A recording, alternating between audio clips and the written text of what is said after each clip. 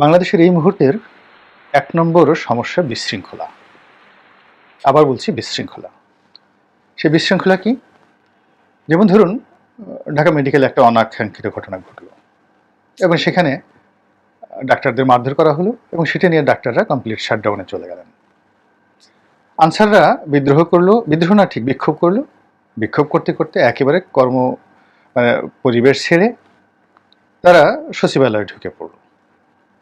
আবার সে পরিস্থিতি সামাল দেওয়ার জন্য ছাত্রদেরকে আসতে হলো এবং সেখানে সমন্বয়কদের মধ্যে একজন শীর্ষস্থানীয় যিনি নেতা, তিনি আনসারদের হাতে বেদম প্রহারের শিকার হলেন এবং হাসপাতালে তিনি এখনো পর্যন্ত অসুস্থ।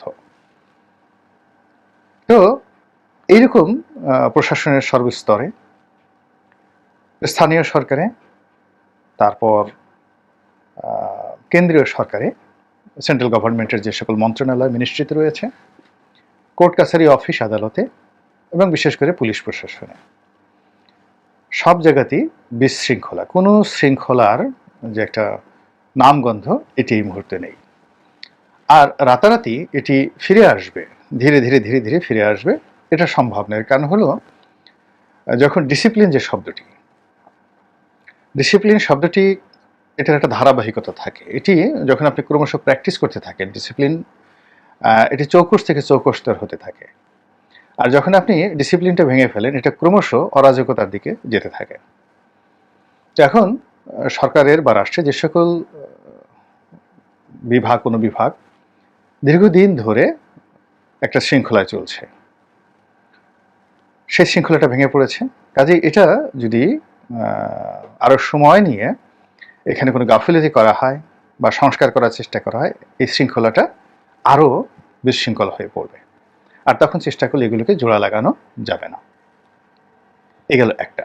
২ নম্বর হলো যে গত ১৫ বছর ধরে প্রশাসনের বিভিন্ন স্তরে যে সীমাহীন অরাজকতা, প্রভাব, তারপর শেষে সেখানে যা কিছু চলছে, এটি ভীষণ রকম যাকে বলা হয়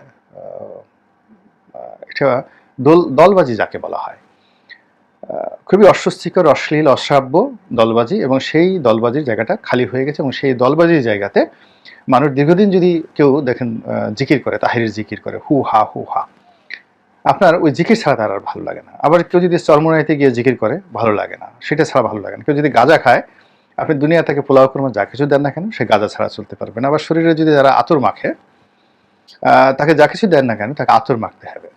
তাহলে এখন ১৫ বছর যাবো যারা তেল দিতে অভ্যস্ত আর যারা তেল পেতে অভ্যস্ত, তারা মরে যাবে, গলায় দড়ি দিয়ে মরবে, কিন্তু তেল তাদেরকে দিতেই হবে। এখন এই জায়গাগুলোতে সমস্যার সৃষ্টি হয়েছে। রাজনীতির অঙ্গনে বিএনপি, জামাত থেকে শুরু করে যে সকল দলগুলো ছিল, তারা তো বেশিরভাগ নেতাকর্মী পুলিশের ভয়ে তারা রাস্তায় নামতে পারতেন না, অনেকে পালিয়ে থাকতেন। অসংখ্য মামলা মোকদ্দমা তাদের যাকে বলা হয় একেবারে তাদের জীবনকে তছনছ করে ফেলেছিল। এই জিনিসগুলো থেকে হঠাৎ করে তারা এরকম একটা পরিস্থিতিতে আসছে, তারা বুঝতে পারছে না যে তারা কি জয়ী হলেন, তাদের মামলা মোকদ্দমাগুলো থাকবে, তারা কি ক্ষমতায় আসবে না আসবে না, একটা দ্বিধাদ্বন্দ্ব চলছে। আর তুলনামূলকভাবে যারা তরুণ এবং দুষ্ট প্রকৃতির, চিন্তা চেতনা এবং কর্মে, তারা যে যেখান থেকে পারছে প্রতিপক্ষকে গালাগাল করছে, ভিন্ন মতের লোকদেরকে গালাগাল করছে। আর যারা দুর্বৃত্ত প্রকৃতির, তারা চুরি, চামারি, রাহাজানি, চাঁদাবাজি থেকে শুরু করে সব জায়গাতে এমন ব্যাপকভাবে ছড়িয়ে পড়েছে, যা কিনা দৃষ্টিকটু, মানে দেখা যাচ্ছে না, ক্ষেত্র বিশেষে একেবারে অনিয়ন্ত্রিত, দুর্দমনীয়, দমন করা যাচ্ছে না তাদেরকে, সংখ্যা এত বেশি। এদের বেশিরভাগ ক্ষেত্রে দেখা যাচ্ছে দলীয় পরিচয় নেই, একেবারে রাস্তাঘাটে যারা এই কুকর্মগুলো করছে, বেশিরভাগ ক্ষেত্রে দেখা যাচ্ছে টোকাই প্রকৃতির যারা লোকজন আছে, তারাই বাসাবাড়িতে ঢুকে পড়ছে, রাস্তায় গাড়ি থামাচ্ছে, ছিনতাই করছে, এর মোবাইল চেক করছে। এই জিনিসগুলো আলটিমেটলি জামাত এবং বিএনপি যেহেতু রাজনীতিতে এখন তারা মূল ফ্রেমে আছে, তাদেরকে বিপদের মধ্যে ফেলছে, বিপর্যস্ত অবস্থার মধ্যে ফেলেছে। অন্যদিকে পুলিশের যে মনোবল, চেইন অফ কমান্ড, এটা শুধু ভাঙছে না, তাদের সঙ্গে অনেকগুলো পক্ষের রীতিমতো সংঘাত শুরু হয়ে গেছে। খাগড়াছড়িতে সেনাবাহিনীর সঙ্গে পুলিশের একটা অনাকাঙ্ক্ষিত ঘটনা, তারপরে আরও কয়েকটা জেলাতে, বরিশালে যেটা শুনেছি যে এক পক্ষ টেলিফোন করেছে থানায় আসার জন্য, ছাত্ররা, সেই নবম দশম শ্রেণীর ছাত্ররা, তারা ফোন করার পর পুলিশ সেখানে যায়নি, এই কারণে তারা থানায় এসে যা কিছু ঘটিয়েছে এটা মানে বলার মতো নয়। এরপরে বিভিন্ন শিক্ষা প্রতিষ্ঠানের প্রধান শিক্ষক যারা আছে তাদেরকে পদত্যাগ করতে বাধ্য করা হচ্ছে, সেখানে তা অনেকের পছন্দ মতো লোক সেখানে বসানো হচ্ছে। এভাবে রাজনীতির একেবারে কেন্দ্র, প্রধান উপদেষ্টার কার্যালয় থেকে শুরু করে ইউনিয়ন পরিষদের সেই চৌকিদার পর্যন্ত সর্বত্রই একটা টালমাটাল অবস্থা হচ্ছে, এবং সব জায়গাতেই লেনদেনের কথাবার্তা শোনা যাচ্ছে, অনিয়ম এবং অনার সৃষ্টি, এগুলো জনজীবনকে বিপর্যস্ত করে ফেলছে। এবং এই জিনিসগুলো আলটিমেটলি যারা এখন ডক্টর ইউনূস সাহেব আছেন, তার নেতৃত্বে তত্ত্বাবধায়ক সরকারের কর্তা ব্যক্তিরা আছেন, তারা সচিবালয়ের মধ্যে বা তাদের কর্মস্থলে বসে যত ভালো ভালো সিদ্ধান্তই নেন না কেন, এই সিদ্ধান্তগুলো তো বাস্তবায়ন করবে উপজেলা টিওনো সাহেব, ম্যাজিস্ট্রেট সাহেব, এসিল্যান্ড সাহেব এবং ওসি সাহেব। এরপরে জেলা পর্যায়ে গিয়ে দেখুন একটা জেলা বা একটা উপজেলা ফাংশন করছে না আজকের দিন পর্যন্ত, এবং কোনো অবস্থাতেই ফাংশন করার রীতিমতো এখন যেভাবে অ্যাডমিনিস্ট্রেশন চলছে, আমি আমার ক্ষুদ্র যে অভিজ্ঞতা সরকারের সঙ্গে কাজ করার, সরকার পরিচালনা করার, একটা উপজেলা, একটা জেলা, দুটো উপজেলা, একটা জেলা, 5টা বছর পরিচালনা করার, একটা মন্ত্রণালয়ের, সবচেয়ে বড় মন্ত্রণালয় যোগাযোগ মন্ত্রণালয়, সংসদীয় কমিটিতে বেশ কয়েকটি সাব কমিটির চেয়ারম্যান থাকাকালীন সময় আমি এই যে মন্ত্রণালয়গুলোকে কাজকর্ম যেটা দেখেছি, সেই অভিজ্ঞতাতে আমার মনে হচ্ছে যে এভাবে হবে না। এখানে একেবারে খুব তড়িৎ গতিতে বুলেটিন আকারে অনেক কিছু করতে হবে। তো সেই কাজটি আসলে এই মুহূর্তে জরুরি অবস্থা ছাড়া সম্ভব নয়। জরুরি অবস্থায় হয়তো আমাদের অনেকের সাংবিধানিক যে অধিকারগুলো, রিড করার ক্ষমতাগুলো আমাদের কমে যাবে, কিন্তু সঙ্গে সঙ্গে সমাজ কিন্তু স্ট্যাবল হয়ে যাবে, এতে কোনো মানে যাকে বলে সন্দেহ নাই। সেনাবাহিনীকে যদি মাঠে নামানো হয়, তাহলে তাদের হাতে ম্যাজিস্ট্রেসি দেওয়া হলে এই সকল টাউট বাটপার যারা লোকজন আছে তারা সবাই গা ঢাকা দেবে, অনেকে ধরা পড়বেন এবং সমাজে একটা শৃঙ্খলা নেমে আসবে। তখন তত্ত্বাবধায়ক সরকার, সেনাবাহিনীর কাজ করবে, তারা মাঠ নিয়ে, আইন শৃঙ্খলা নিয়ে তারা দায়ী হবেন, এবং কোনো রকম খারাপ কিছু হলে পুরো দায় দায়িত্ব তখন সেনাবাহিনীর কাঁধে চলে যাবে, কমান্ডিং অফিসারদের কাঁধে চলে যাবে। আর উপদেষ্টারা, ছাত্র যারা সমন্বয়ক রয়েছেন, তারা যে সংস্কারগুলো করতে চাচ্ছেন, যে ভালো ভালো কাজগুলো করতে চাচ্ছেন, বিদেশ থেকে টাকা আনতে চাচ্ছেন, ব্যাংকিং রিফর্ম করতে চাচ্ছেন, এই কাজগুলো তারা সুন্দরভাবে করতে পারবেন। এখন দেখা যাচ্ছে যে উপজেলা ভাইস চেয়ারম্যানরা তারা যাকে বলে আন্দোলন করার জন্য ঢাকাতে চলে এসেছে প্রায় 1000-এর মতো।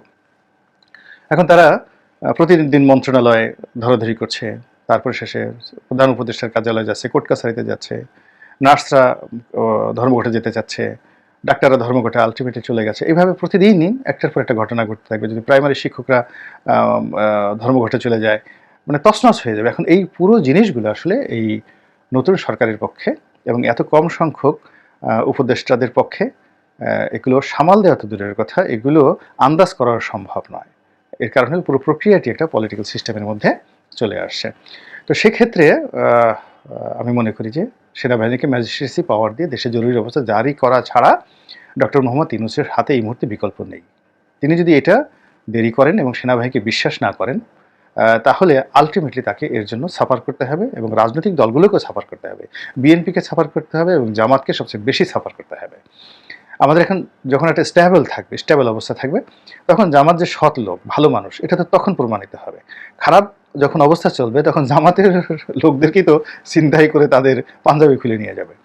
তখন আপনি সেখানে আল্লাহ বিল্লাহ করলে তো লাভ হবে না। এই জন্য আইন শৃঙ্খলা রক্ষা করতে হবে। আপনি দেখুন পালিয়ে যাওয়া প্রধানমন্ত্রী শেখ হাসিনা, সাবেক প্রধানমন্ত্রী শেখ হাসিনা, আমি তাকে বলেছিলাম, ঠিক এই যখন এই কোটা বিরোধী আন্দোলন শুরু হয়নি, একেবারে শুরু হয়েছে মাত্র, তখন বলেছিলাম যে পরিস্থিতি যে অবস্থা হয়ে গিয়েছে, তাকে আসলে জরুরি অবস্থা দিয়ে এখান থেকে বের হওয়া ছাড়া তার কোনো উপায় নেই। কিন্তু আফসোস যে তার মনের মধ্যে সবসময় একটা সেনাবাহিনী ভীতি ছিল, এবং সে কেন জানি সেনাবাহিনীকে কখনই সে বিশ্বাস করতে পারেনি, এবং সে কৌশলে, সে 2009 থেকে এই পর্যন্ত একদম কাছে থেকে দেখেছি, কৌশলে সেনাবাহিনীকে পুলিশের মুখোমুখি দাঁড় করিয়ে দিয়েছে এবং পুলিশকে সেনাবাহিনীর উপরে প্রাধান্য দিয়েছে, অস্ত্র দিয়ে, ক্ষমতা দিয়ে, সব মিলিয়ে। এবং এটা তার জন্য কতটা বুমেরাং হয়েছে সেটা এখন সে বুঝতে পারছে কিনা আমি বলতে পারবো না। এর কারণ হলো মানুষ যারা গাফিল হয়ে যায়, আল্লাহ রাব্বুল আলামিন যাদের জন্য হেদায়েতের রাস্তা বন্ধ করে দেয়, তারা শেষ পর্যন্ত কিন্তু একেবারে কবরে যাওয়ার সময় আবু জেহেলের মতো কিন্তু তারা মনে করে দে আর রাইট। তো এখন আমি আওয়ামী লীগের অনেক শীর্ষ যারা নেতৃবৃন্দ রয়েছেন তাদের আচার আচরণ, চালচলন, কথাবার্তায় দেখেছি তারা এখনো মনে করছে যে শেখ হাসিনা রাইট, সে আবার ফিরে আসবে, আবার প্রধানমন্ত্রী হবে এবং তারা আবার সেই কলা মূলারা খাবে এবং পোলাও কুরমা ঘি মাখন দিয়ে তারা হাত রঞ্জিত করবে। এই জিনিসগুলো তারা এখনো মনে করছে। তো কাজেই এখন যারা ক্ষমতায় আছেন তারাও যদি আবার ঠিক শেখ হাসিনার মতো একই ভুল করে যে সেনাবাহিনীকে বিশ্বাস না করে, তাহলে আমরা নাগরিক হিসেবে তাদের সঙ্গে আমরাও কিন্তু ক্ষতিগ্রস্ত হবে এবং এমন একটা পর্যায়ে চলে আসবে, যেমন শেখ হাসিনা এমন একটা জায়গাতে চলে গিয়েছিল যে তার কৃতকর্ম তাকে ধীরে ধীরে ধীরে ধীরে তার পরিণতির দিকে নিয়ে গেছে এবং তিনি শেষ পর্যায়ে যদি চাইতেনও জরুরি অবস্থা দিয়ে, মার্শাল ল দিয়ে, তখন তিনি সেনাবাহিনীকে মুভ করাতে পারতেন না। তিনি চেয়েছিলেন এমনকি ক্ষমতা হস্তান্তর করার জন্য মার্শাল ল দিয়ে সেনাবাহিনীর হাতে বন্দী হওয়ার জন্য যদি তিনি চেষ্টা করতেন, ঠিক সেই শেষ সময়টাতে সেটা সেনাবাহিনীর পক্ষে সম্ভব ছিল না। তো এখন মাঠের যে অবস্থা, সেই মাঠের যে অবস্থা হলে সবাই ফুল নিয়ে অপেক্ষা করছে, সেটা পুলিশ যাক কিংবা সেনাবাহিনী যাক কিংবা র্যাব যাক, জনজীবনে স্বস্তি ফেরানোর জন্য। এই যে গরু চুরি হচ্ছে, মুরগি চুরি হচ্ছে, পাড়ার সিসকে মাস্তানি করছে, চোখের সামনে এমন অনেক কোনো ঘটনা ঘটছে যেগুলো আসলে তার অনেক দিন যাবৎ দেখছে না, বিরক্তিকর, অস্বস্তিকর। তো এই জায়গাগুলো সেনাবাহিনী ম্যাজিস্ট্রেসি পাওয়ার নিয়ে যাওয়ার সঙ্গে সঙ্গে উইদিন 24 ঘন্টার মধ্যে, 24 আওয়ার্সের মধ্যে পুরো পরিস্থিতি শান্তিপূর্ণ হয়ে যাবে এবং সন্ত্রাসীরা গা ঢাকা দেবে এবং এর ফলে সবচেয়ে প্রথমত লাভবান হবে ডক্টর মোহাম্মদ ইউনূস। তিনি তার যে আরাধ্য কর্মগুলো তিনি নিরাপদে, নিশ্চিন্তে, নির্ভাবনায় করতে পারবেন। এরপরে লাভবান, সবচেয়ে বেশি লাভবান হবে জামাত। এর কারণ হলো যত শান্তিপূর্ণ অবস্থা থাকবে ততই জামাতের যারা লোকজন আছে তারা ওপেন হতে পারবে, তারা ঘোরাফেরা করতে পারবে এবং জামাতের লোকদের যে বিষয়গুলো নিয়ে, তাদের ধর্মকর্ম, তাদের সততা নিয়ে তারা যে গর্ব করে, এটি নিয়ে তারা মানুষের কাছে আরও বেশি এগিয়ে যেতে পারবে। কিন্তু যখন এরকম একটা এলোমেলো অবস্থা চলবে, জামাতের কোনো আমির বিএনপি অধ্যুষিত কোনো এলাকাতে গেলে তিনি সেখানে বসতেই পারবেন। এখন জামাত এবং বিএনপির সম্পর্কটা ভালো যাচ্ছে না, ফলে জামাত ঢাকা শহরে একটা নির্দিষ্ট জায়গাতে মুভমেন্ট করতে পারবে, কিন্তু যেখানে বিএনপির শক্তিশালী রয়েছে, কর্মীরা রয়েছে, সেখানে গেলেই জামাত অপদস্থ হবে। আবার বিএনপির যারা নেতা রয়েছেন, জনপ্রিয় নেতা রয়েছেন, তারাও বিভিন্ন এলাকাতে যেতে পারছেন। এর কারণ হলো বিভিন্ন গ্রুপিং রয়ে গেছে। এই এক গ্রুপ আর এক গ্রুপের উপর আক্রমণ করে অনেক ক্ষেত্রে এর ইতিমধ্যে কয়েকটা হত্যাকাণ্ডের মতো ঘটনা ঘটেছে।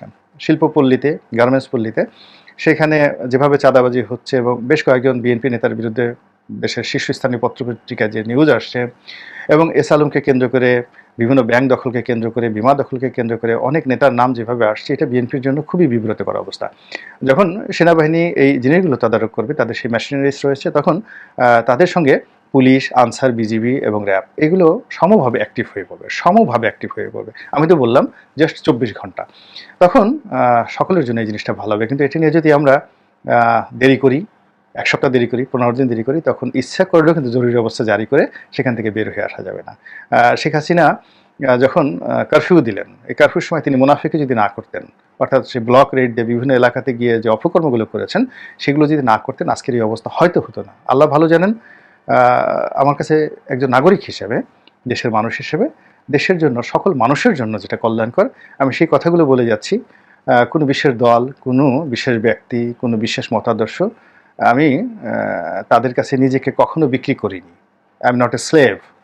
আমার বুদ্ধি আমি তাদেরকে বিক্রি করিনি, আর বুদ্ধি বন্ধক রাখিনি। কাজে আমি আমার মতো কথা বলে যাচ্ছি। এইটা গেল এক। 2 নম্বর হলো যে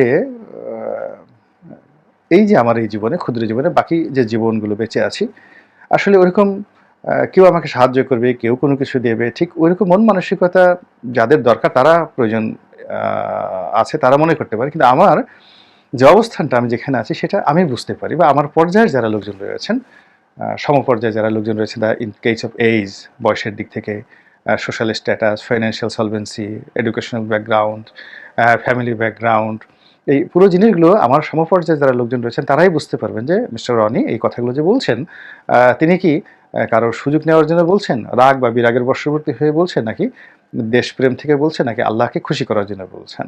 তো আমি বলে যাচ্ছি, আপনার যাদের প্রয়োজন হয় আপনারা শুনবেন, যাদের প্রয়োজন না হয় শুনবেন না। এর কারণে সামাজিক মাধ্যমগুলো এমন সুন্দরভাবে ফিল্টারিং করা আছে, আপনি যদি আমাকে ব্লক করে দেন, আমার বক্তব্য শুনতে না চান, আমার কোনো ছবি আপনার কাছে যাবে না। তো কাজেই আপনারা যারা আমাকে খুব বিরক্তিকর এলিমেন্ট মনে করেন, তাদের কাছে স্বনির্বন্ধ অনুরোধ, সুন্দরভাবে থাকুন, আমার থেকে দূরে থাকুন।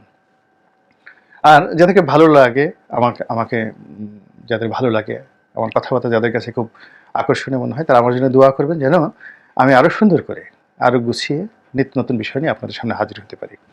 আসসালামু আলাইকুম রহমতুল্লাহি ওয়া বারাকাতুহু।